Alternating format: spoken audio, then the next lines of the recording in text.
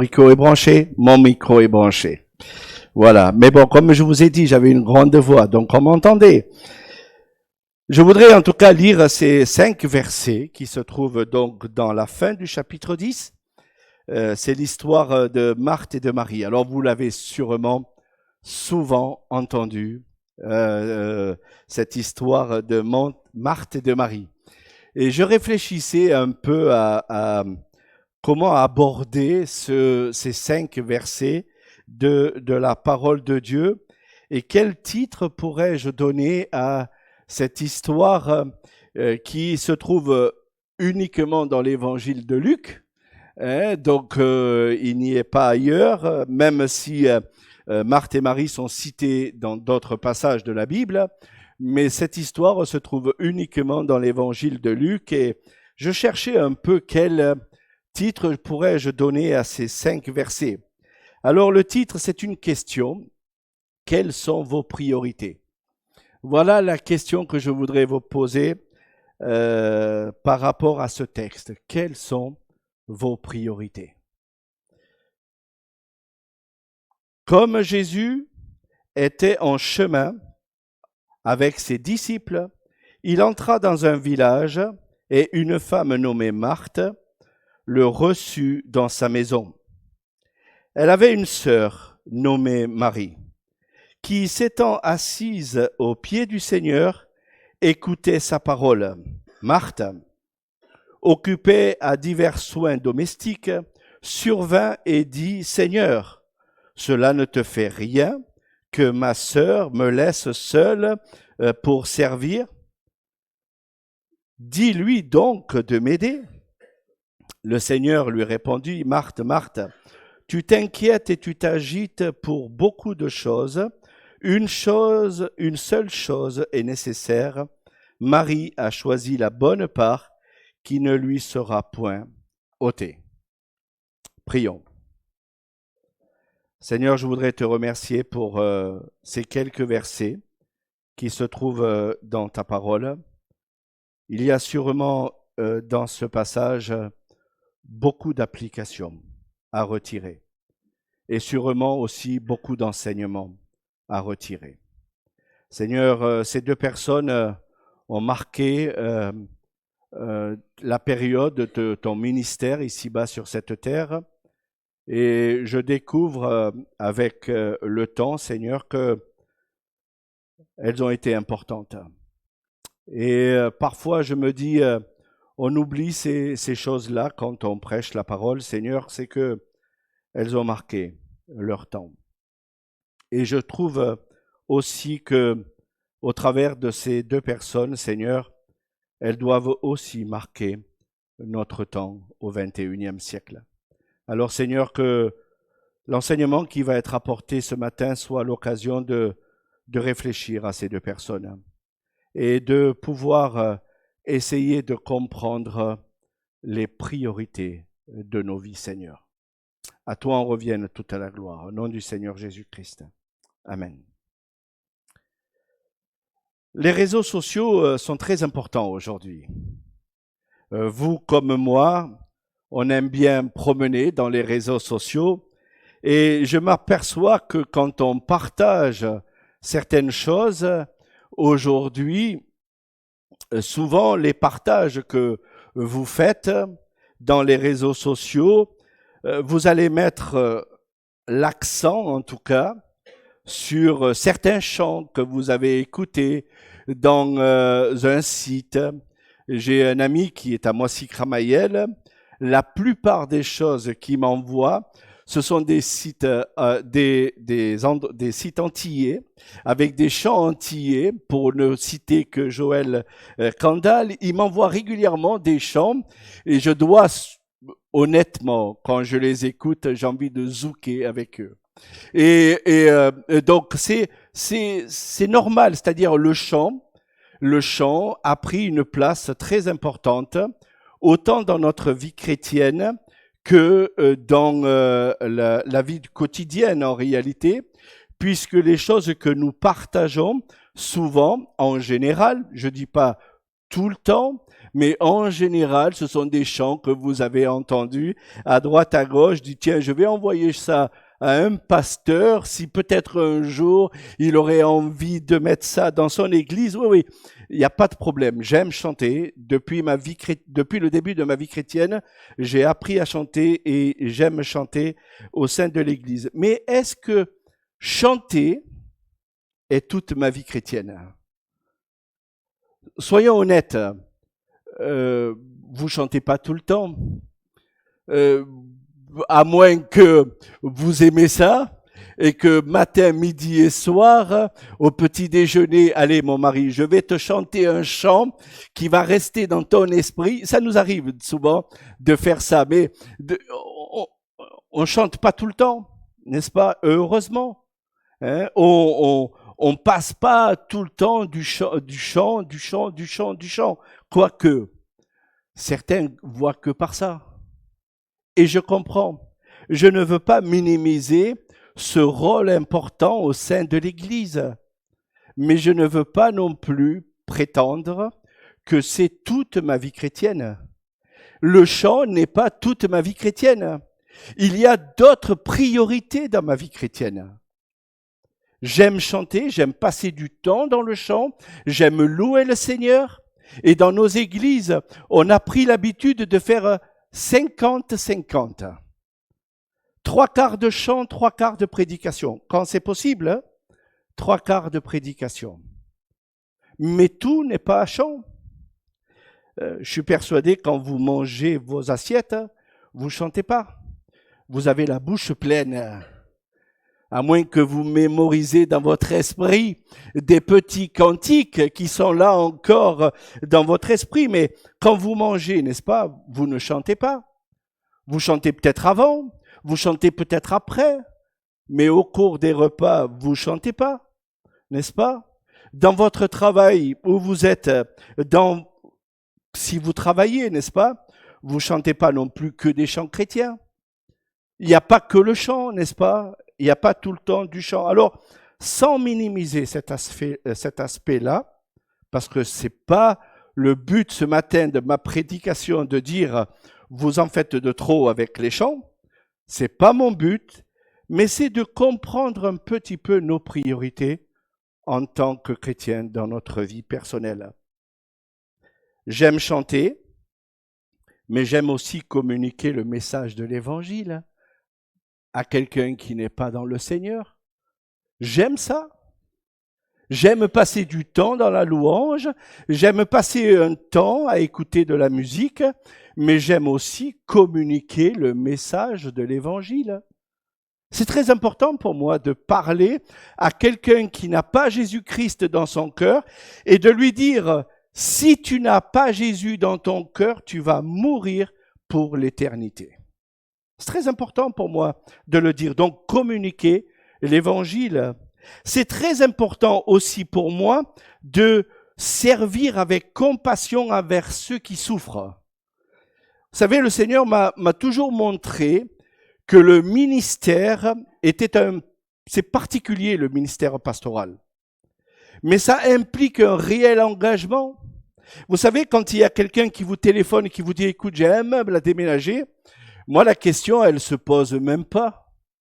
Moi, la question, c'est, écoute, si tu as besoin d'aide, je prends mon petit fourgon que j'ai, et puis hop, je me déplace, et puis je viens servir du mieux que je peux, en tout cas avec compassion, je peux t'aider si je peux le faire.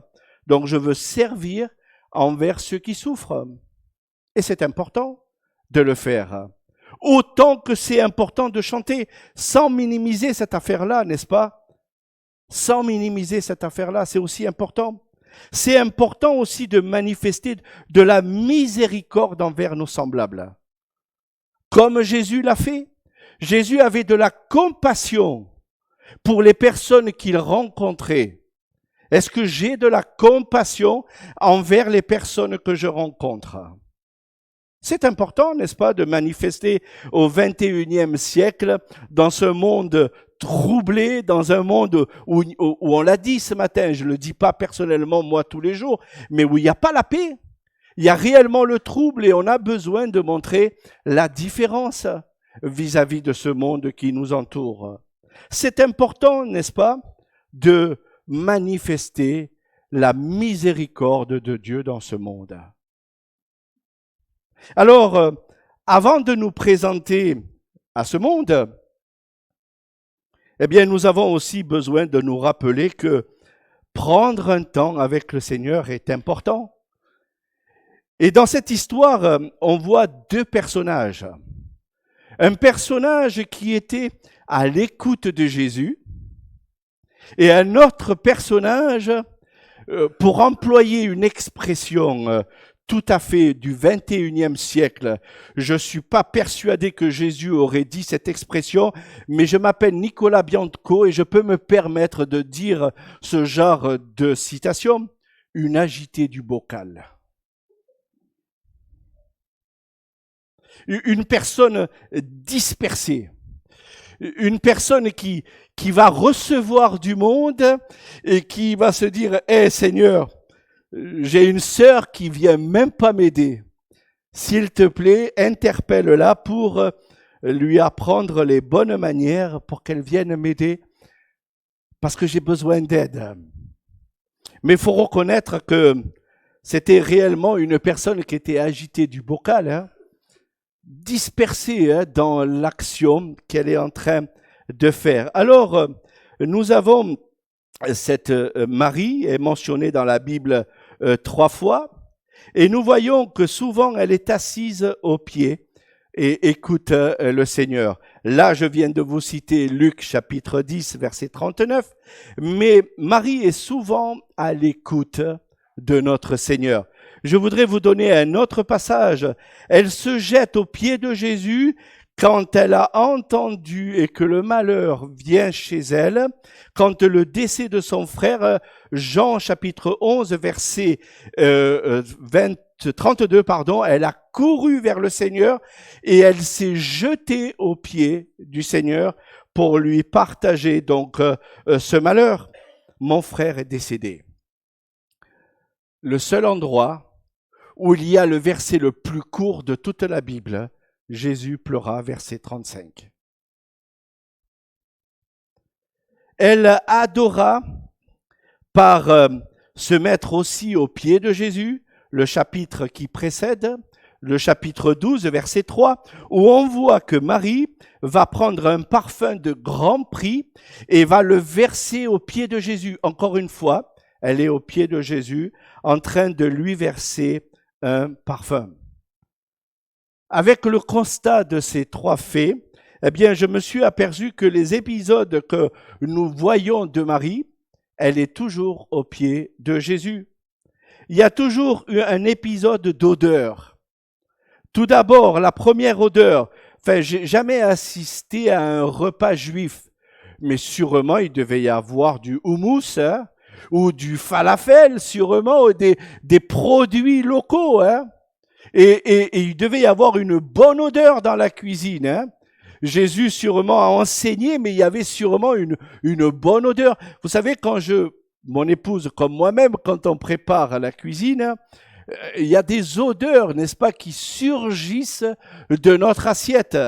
On a hâte de manger. En réalité, on mange même avant que le plat est préparé.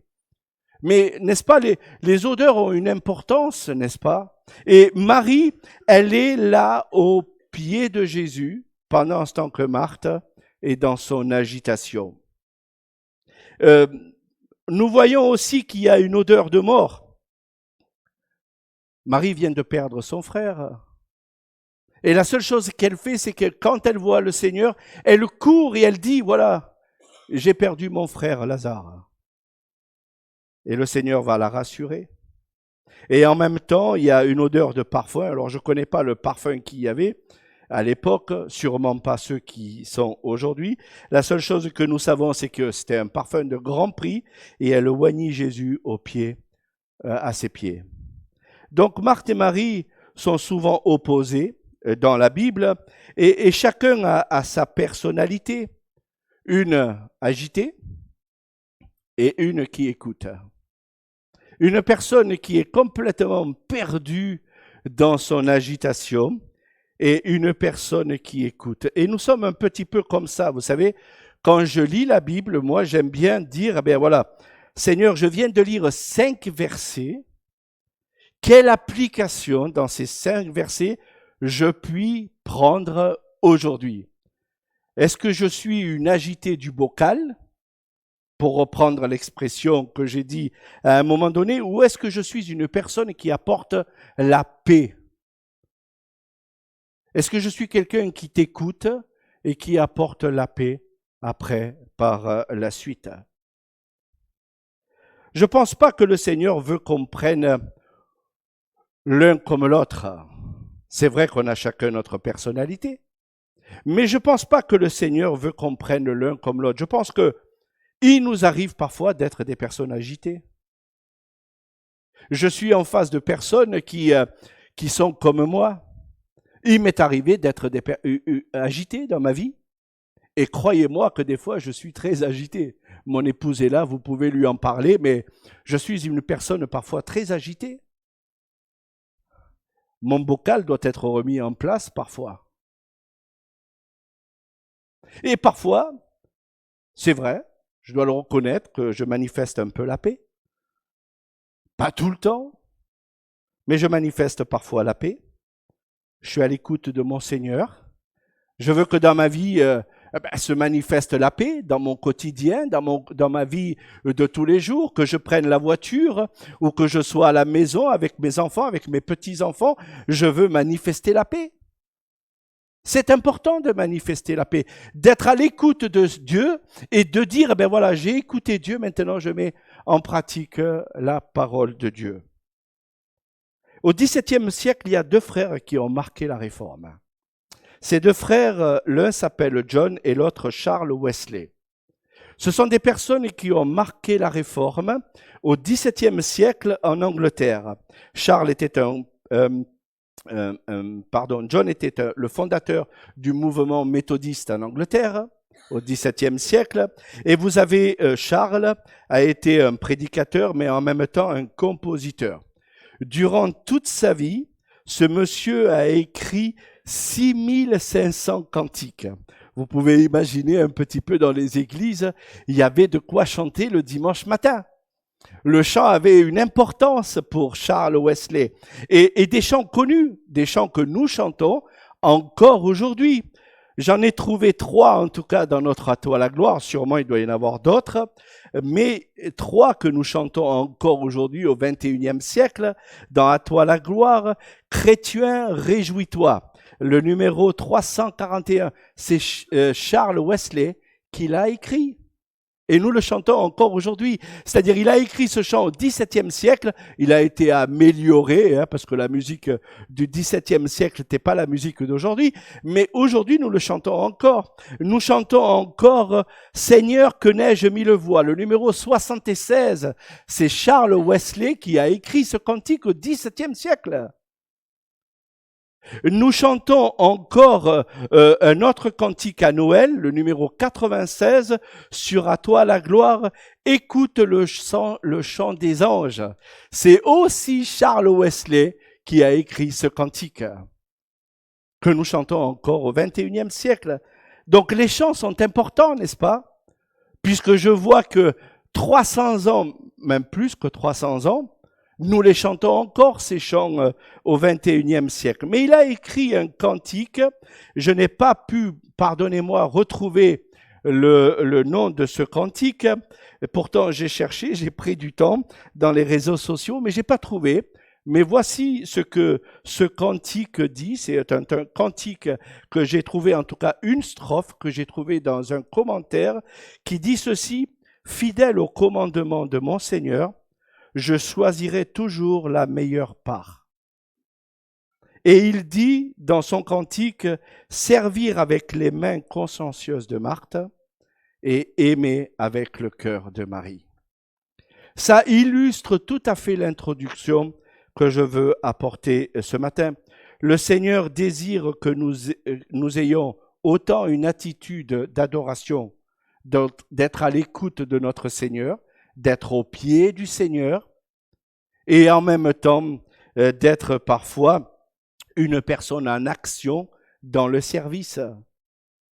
Dieu n'a jamais dit, écoute, tu prends une partie et puis tu prends l'autre et l'autre, tu la laisses. Les agités du bocal, tu laisses. Tu prends juste l'écoute. Non, non. Je pense qu'on peut faire les deux dans notre vie quotidienne. Dieu aime autant que nous puissions être des personnes qui soyons à l'écoute de sa parole et autant que nous sommes des personnes aussi en action dans le service quotidien. Je suppose que si vous voyez quelqu'un qui est dans le besoin, vous allez manifester, n'est-ce pas, votre amour pour lui. Si vous avez quelqu'un qui souffre, je suppose que vous allez lui manifester le même désir que le Seigneur a manifesté, la même miséricorde que le Seigneur a manifesté. Donc nous devons être des personnes autant à l'écoute que dans l'action. Et le Seigneur va lui rappeler au verset 42. Et il est bon de se rappeler ce passage. Une chose est nécessaire, Marie. Elle a choisi la bonne part qui ne lui sera point ôtée. Écouter le Seigneur est aussi important que nos actions, nos bonnes œuvres au quotidien. J'aimerais vous montrer un petit peu. Vous savez, il y a des termes qui sont employés aujourd'hui. Tout est devenu priorité. Il faut voir les choses aujourd'hui quand on parle de priorité. Tout doit aller vite et très très vite. Si vous allez aujourd'hui dans les grandes surfaces, vous devez passer très vite aux caisses, c'est-à-dire qu'il y a les caisses, il y en a de moins en moins. Et donc on vous dit, vous êtes prioritaire, donc vous avez une zappette aujourd'hui, vous pouvez contrôler les achats que vous faites parce que les gens veulent que vous alliez très très vite. Tout est devenu priorité aujourd'hui. Le mot est devenu très important. Quand je vois certaines familles dans l'église, je me dis, waouh! Quand vous avez des enfants et que vous devez les porter dans la musique, et puis après que vous devez les porter à l'école, et puis s'ils font le football, vous devez les porter à l'association. Après, et puis vous devez, oh là là, là. Je ne sais pas combien certains usent d'essence mensuellement pour ça, mais croyez-moi, des fois, je me dis, oh, il faut se calmer un peu, hein. Faut mettre le pied sur le frein. Et ça devient lourd parfois. Je le reconnais bien. C'est pas parce que le Seigneur ne m'a pas donné d'enfant que je suis une personne aveugle. Je suis pas aveugle. Et j'entends les choses aussi. Je vois que souvent les familles sont perturbées. Tout devient priorité, autant chez l'enfant que chez le parent. Tout devient priorité. Tout va vite. Faut pas gaspiller le temps, papa. Faut pas gaspiller le temps, maman. Allez, vite, vite, vite, vite. Je vais être en retard. Ah bon? Le monde ne s'arrête pas. Moi, je voudrais quand même vous le dire. Le monde ne s'arrête pas. Mais tout devient priorité aujourd'hui. Et pourtant, parfois, on lutte avec ces choses et ce qui devient important devient secondaire et parfois on oublie ce qui est essentiel. Voici ce que nous trouvons dans le dictionnaire, dans le mot priorité. C'est passer en premier. C'est le mot, hein? C'est-à-dire si vous prenez le dictionnaire, le petit Larousse ou le petit Robert, ils disent tous la même chose. La priorité, c'est quelque chose que vous devez passer en premier. Sur la route, vous en voyez plein qui veulent être les premiers. Moi, je découvre parfois que les gens sur la route prennent des risques pour passer les premiers. Roulent très vite pour passer les premiers. Une personne qui a marqué auto-école Alors lui, il faut l'allumer, littéralement. Enfin, j'emploie des expressions. Si vous avez un auto-école, enfin, il y a un frère là, je suis persuadé qu'il doit se dire, mais mince, mais il a oublié son permis, celui-là.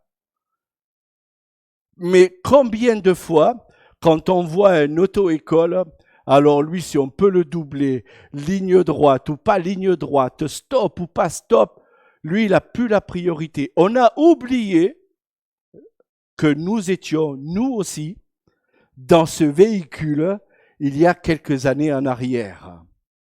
Et combien de fois je me dis, mais on a oublié, mince, si j'ai le petit papier rose, enfin, ça a changé maintenant, mais si j'ai ce petit papier rose, c'est parce que j'étais sérieux dans cette voiture. J'ai vraiment marqué la priorité. Tout ce qui venait à droite, je devais m'arrêter. Quand j'étais au stop, je ne glissais pas. On a l'habitude aujourd'hui, vous savez, quand vous êtes au stop, de faire glisser la voiture. Mais le stop, c'est fait pour s'arrêter. Enfin, en tout cas, c'est ce qu'on m'a dit, n'est-ce pas, mon frère? C'est ce qu'on m'a dit quand j'étais jeune. Un stop, c'est fait pour s'arrêter.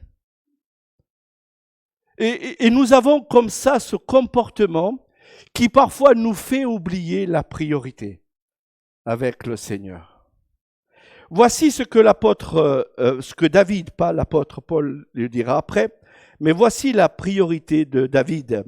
Il a écrit dans le psaume 27, verset 4, « Je demande à l'Éternel une chose, que je désire ardemment. Je voudrais habiter toute ma vie dans la maison de l'Éternel pour contempler la magnificence de l'Éternel et pour admirer son temple. » Ah, David, il était au summum de la spiritualité. Le temps avec le Seigneur avait une priorité. C'était important. Il ne glissait pas. Il prenait du temps avec Dieu. L'apôtre Paul va dire plus tard, dans Philippiens chapitre 3, verset 13, « Frères, je ne pense pas l'avoir saisi, la connaissance de Jésus-Christ, puisque c'est ce qu'il y a dans le commentaire. Mais je fais une chose, oubliant ce qui est en arrière et me portant vers ce qui est en avant. » C'est pas merveilleux, ça? C'est-à-dire son passé, il avait mis derrière, mais alors loin derrière. Hein. Sa priorité, c'était le Seigneur. Sa priorité, c'était le Seigneur. David voulait contempler et méditer les bontés du Seigneur. Paul voulait suivre le Seigneur selon sa conformité. C'est pas merveilleux, ça? Prendre du temps avec le Seigneur. Ces deux illustrations nous montrent que il faut d'abord être transformé pour être en action après vis-à-vis du Seigneur. Le Seigneur veut d'abord nous transformer avant d'être en action avec lui. Et c'est ce que je voudrais retenir en tout cas dans cette histoire. Être d'abord à l'écoute de Dieu, écouter le Seigneur, dire Seigneur, qu'est-ce que tu as à me dire sur tel ou tel sujet, parce que je voudrais mettre en pratique dans ma vie ce sujet dans ma vie. Si vous lisez la Bible, vous allez voir que il y a une continuité dans la Bible. Et dans l'évangile de Luc, il y a une réelle continuité. Le Seigneur est en train de se déplacer de la Galilée, il va vers la Judée, donc, et il se rapproche vers sa finalité, donc l'entrée triomphante à Jérusalem. C'est incroyable des fois de voir ce cheminement. Qu'est-ce que le Seigneur fait? Il va faire plusieurs miracles. Il va montrer des miracles durant son chemin et on va en voir quelques-uns. Donc, nous allons voir que le Seigneur va toujours manifester sa grandeur et sa puissance au travers de ses déplacements. Mais en même temps, il va enseigner certaines choses. Qu'est-ce que le Seigneur va enseigner à ses disciples? Qu'est-ce que le Seigneur va enseigner à ses disciples et aux personnes qui vont venir le voir? Il va enseigner la prière. C'est quelque chose que nous allons voir bientôt. Il va enseigner sur Satan, les démons, le jugement divin, sur l'hypocrisie. Seigneur, qu'est-ce que tu penses sur l'hypocrisie? Il y a quelque chose que je veux mettre en pratique dans ma vie personnelle. Seigneur, que penses-tu de l'hypocrisie? Lis la Bible. Tu auras la réponse. Le Seigneur te donnera la réponse. Seigneur, que penses-tu de la persécution, de la souffrance, du Saint-Esprit? Vous savez, aujourd'hui, on se pose beaucoup de questions sur le Saint-Esprit. Lis la Bible. La réponse est dans la Bible. Seigneur, que penses-tu de l'avarice? Qu'est-ce que tu penses de ça? Vous savez, aujourd'hui, il y a beaucoup d'avarice dans notre monde. Vous avez un président, c'est tout pour moi. Enfin, il dit tout pour mon pays, mais c'est tout pour moi. Il veut marquer son histoire, ce monsieur. Et je pense qu'à un moment donné, il faut savoir dire, mais est-ce que le Seigneur nous demande d'être avare avec le monde qui nous entoure? Le contentement, l'argent. Seigneur, qu'est-ce que tu penses de l'argent? Est-ce que je dois en avoir plein les poches? Seigneur, ou je dois m'en débarrasser de temps en temps de l'argent, le don, le service? Seigneur, que penses-tu sur l'inquiétude?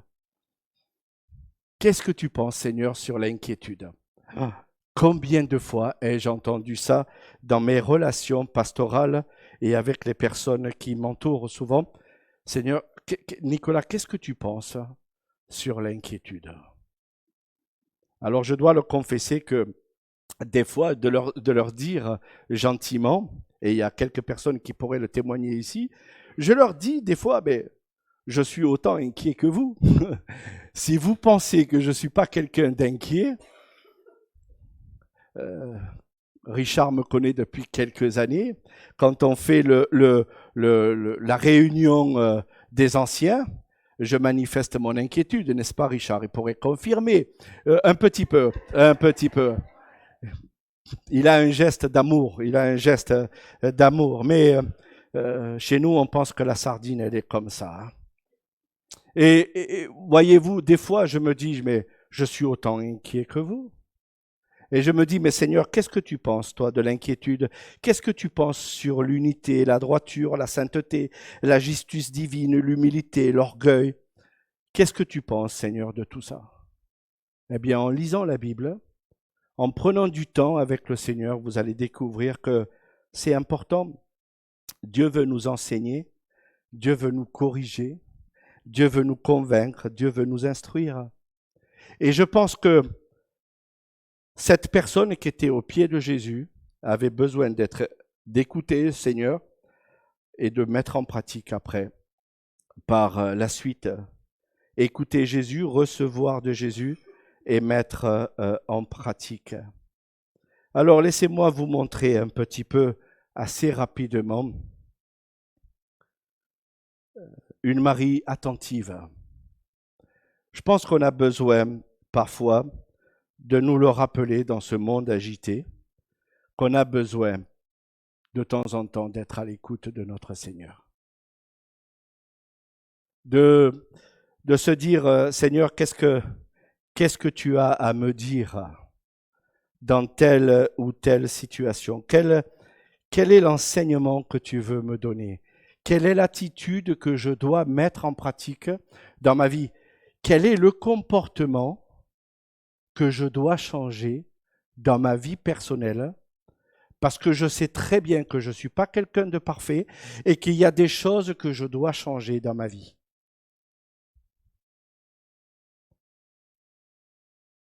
Marie était à l'écoute de son enseignement. Marie était quelqu'un qui ouvrait grandes ses oreilles. Marie était quelqu'un qui était à l'écoute de Jésus. Elle était au pied de Jésus et elle voulait écouter le Seigneur Jésus-Christ. Mais c'est ce que vous avez dans tout l'enseignement de la parole de Dieu de la part de notre Seigneur Jésus-Christ. Regardez ce que Jésus va dire, va définir comme un vrai disciple authentique de Jésus-Christ. Il va dire qu'il vient à moi, entend mes paroles et les met en pratique. Si vous êtes uniquement à l'écoute, non, il faut aussi mettre en pratique. Si vous faites qu'une seule partie, ça va pas. Il faut mettre aussi en action ce que vous entendez. Il y a beaucoup de gens qui disent « Seigneur, Seigneur ». Le Seigneur leur a fermé les portes. Quand ils se sont présentés au royaume des cieux, le Seigneur leur a claqué les portes. Vous dites « Mais c'est pas possible !» Et si. Et pourtant, ils ont fait des choses extraordinaires ici-bas sur cette terre. Être à l'écoute de la parole de Dieu demande parfois un sacrifice. Alors, tout ne doit pas être mis là-dessus, mais je pense que c'est important. Jésus le dira plusieurs fois. Le véritable frère spirituel, c'est ceux qui écoutent la parole de Dieu et la mettent en pratique. Luc chapitre 8, verset 21, on l'a déjà vu. Plus tard, il dira « Heureux plutôt ceux qui écoutent la parole de Dieu et qui la gardent ». C'est beau de garder la parole. Vous savez, depuis quelque temps, je vous donne une promesse de foi. Et c'est important. Mais je me dis, mais est-ce que nous puissions comprendre toutes les promesses de foi que le Seigneur nous a laissées dans sa parole? Vous savez, quand vous vous levez le matin, que vous dites, mais le Seigneur m'a fait cette promesse. Je vais me la prendre, cette promesse, et je veux la vivre, je veux la voir, je veux la mettre en pratique dans ma vie chrétienne. Mais c'est ce que le Seigneur veut. Il veut que nous soyons à l'écoute et que nous pratiquions la Bible. Regardez ce que Jésus va dire dans la parabole du semeur. Celui qui est tombé dans la bonne terre, ce sont ceux qui, donc en parlant de la graine, ce sont ceux qui, ayant entendu la parole, avec un cœur honnête et bon, la retiennent et portent beaucoup de fruits avec persévérance. Nous devons porter du fruit avec persévérance. Si nous ne portons pas de fruits, moi je vous dis franchement, il y a problème.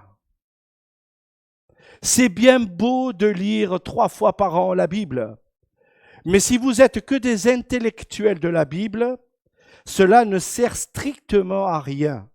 Le Seigneur veut que vous puissiez vivre les vérités de la parole de Dieu, les mettre en pratique, c'est-à-dire le dire, ben voilà Seigneur, tu m'as dit ça, de suite, je t'écoute, je mets en pratique ta parole.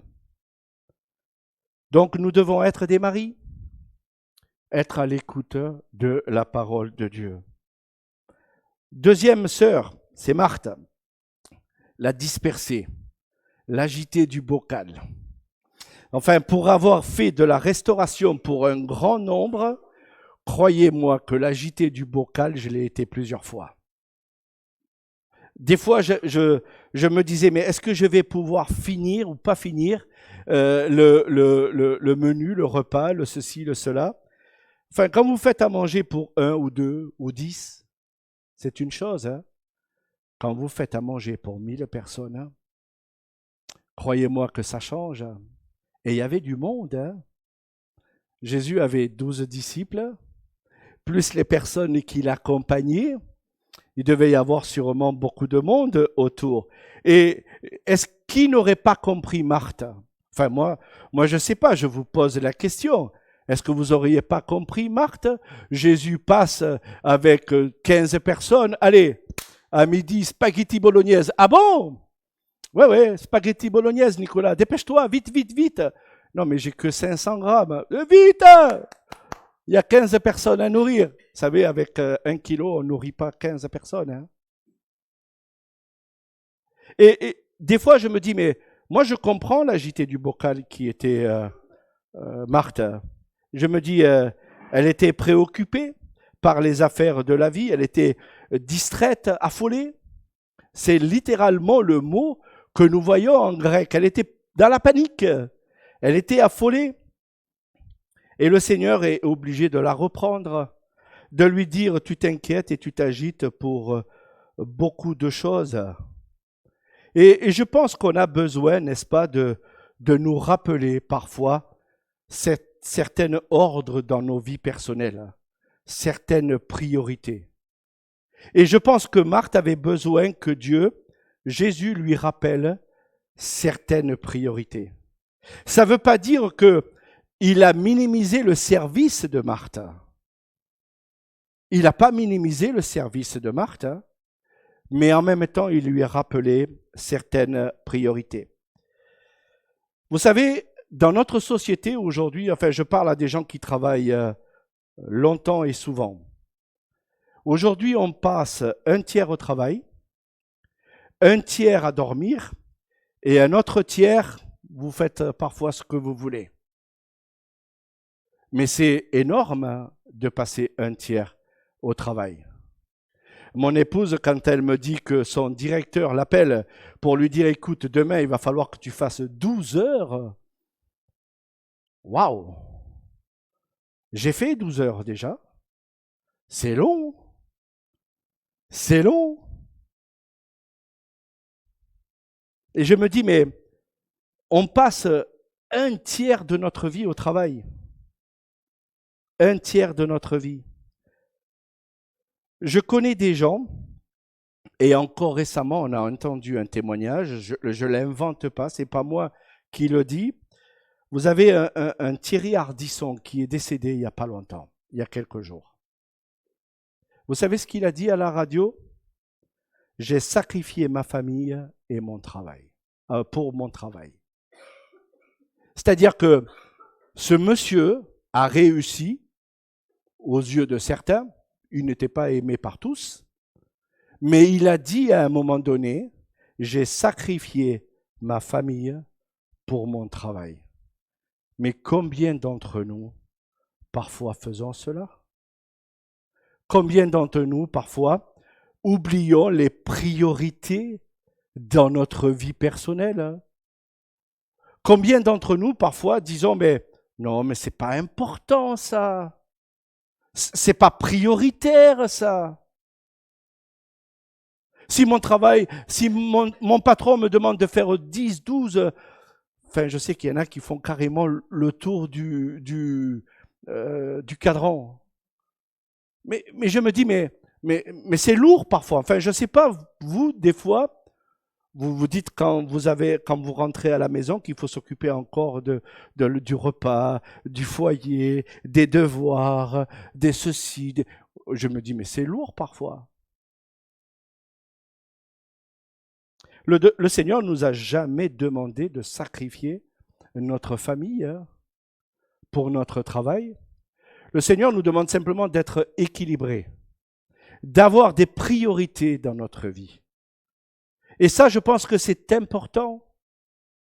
Et je pense que cette Marthe avait besoin d'être remise en place pour comprendre ce qui était prioritaire, ce qui était essentiel à comprendre dans l'enseignement. On oublie souvent notre foyer en tant que chrétien.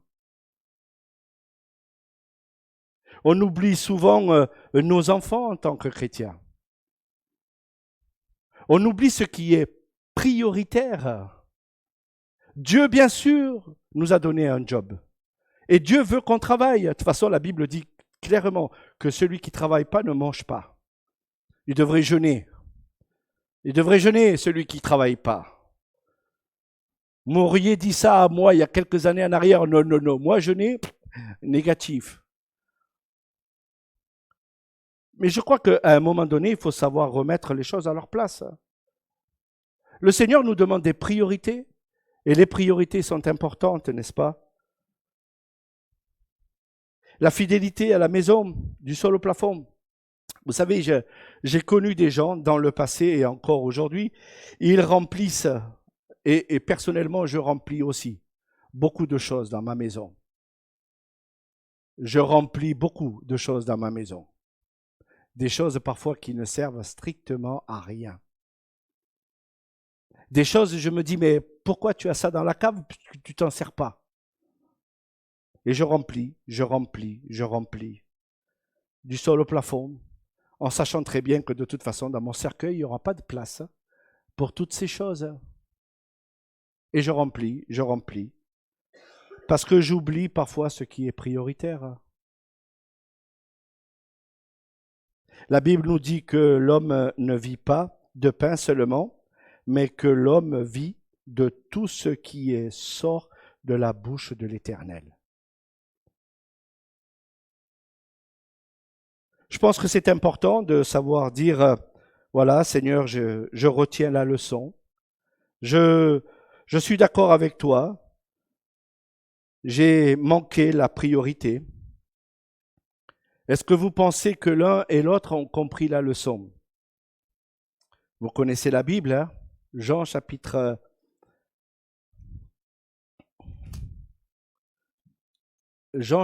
12.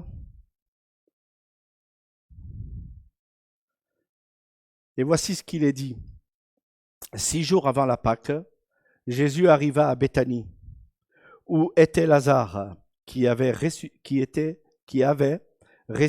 des morts. Là, on lui fit un souper. Marthe servait et Lazare était un de ceux qui se trouvaient à table avec lui. Est-ce que vous pensez que Marthe a compris? Bien sûr que Marthe avait compris le message du Seigneur. Est-ce que vous pensez que Marie a compris le message? Verset 3. Marie ayant pris une livre d'un parfum de nard pur à un grand prix, oignant les pieds du Jésus, et lui fit essuyer les pieds avec ses cheveux. Est-ce que vous pensez que Marie a compris le message? Bien sûr que oui. Est-ce que nous comprenons le message? Est-ce que nous sommes honnêtes parfois de dire, écoute, là peut-être je dois enseigner, je dois être enseigné encore un petit peu plus. J'ai pas tout compris, Seigneur, mais je voudrais être enseigné un petit peu plus. Romains chapitre 12, et je vais lire à partir du verset 9. Que la charité soit sans hypocrisie. Paul parle à des chrétiens. Que la charité soit sans hypocrisie. Ayez le mal en horreur. Attachez-vous fortement au bien. Par amour fraternel, soyez pleins d'affection les uns pour les autres. Vous savez, j'entends souvent, et je voudrais le dire, hein, si le Seigneur vous parle, n'écoutez pas l'autre, écoutez le Seigneur. Combien de fois ai-je entendu, un jour je roulais, je devais aller visiter telle ou telle personne, le Seigneur me montrait que je devais le faire, et je ne l'ai pas fait. Vous savez, souvent on vit avec des regrets, avec la culpabilité, des choses qui sont complètement inutiles. Mais si le Seigneur vous dit d'aller voir un malade, faites-le. Hein. N'attendez pas qu'il vous dise, mais quand vous rentrez à la maison, ben, tu n'as pas pris soin. Je continue. Par amour fraternel, soyez pleins d'affection les uns pour les autres. Par honneur, usez de prévenance réciproque. Je suis persuadé que si demain vous tombez malade et que je ne vous appelle pas ou que je ne vous visite pas, vous seriez les premiers à me dire, mais le pasteur n'a pas fait ça. Je vous aime, hein. Je ne ferai jamais ça, parce que j'ai une conscience. Et le Seigneur me demande d'être pur dans cette conscience. Ayez du zèle et non de la paresse. Soyez fervents d'esprit, servez le Seigneur. Réjouissez-vous avec espérance. Soyez patients dans l'affliction. Persévérez dans la prière. Pourvoyez aux besoins des saints. Exercez l'hospitalité. C'est un impératif. Qui a exercé l'hospitalité ce mois-ci?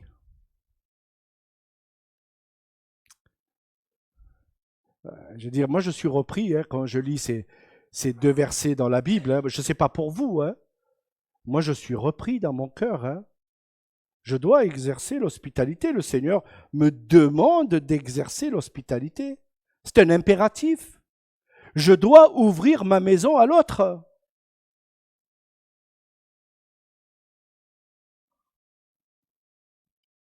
Bénissez ceux qui vous persécutent. Bénissez et ne maudissez pas. Réjouissez-vous avec ceux qui se réjouissent, pleurez avec ceux qui pleurent, ayez les mêmes sentiments les uns envers les autres. Là, on parle d'unité. Oh, ça ne veut pas dire qu'on est unis sur tout, heureusement. Heureusement. Mais on doit être unis, en tout cas, sur les bases. Ayez le même sentiment les uns envers les autres. N'aspirez pas à ce qui est plus élevé, mais laissez-vous attirer par ce qui est humble. Soyez point sage à vos propres yeux. Vous savez, quand les gens me disent, moi, j'ai tout compris, je m'éloigne. Moi, quand les gens me disent ça, moi, j'ai tout compris, je m'éloigne de ces personnes-là. Parce qu'en réalité, elles n'ont pas compris ce qui est essentiel, d'être sage avec la langue. Quand on parle parfois, vous savez, on n'a pas toujours tout compris. Et il faut être sage pour dire, j'ai pas tout compris. Je ne suis point sage à mes propres yeux. Alors que nous puissions tout simplement mettre en pratique ces quelques versets, ces quelques paroles, le message est enregistré. Vous pouvez le réécouter si vous n'avez pas tout compris. Amen. Je vais prier. Seigneur,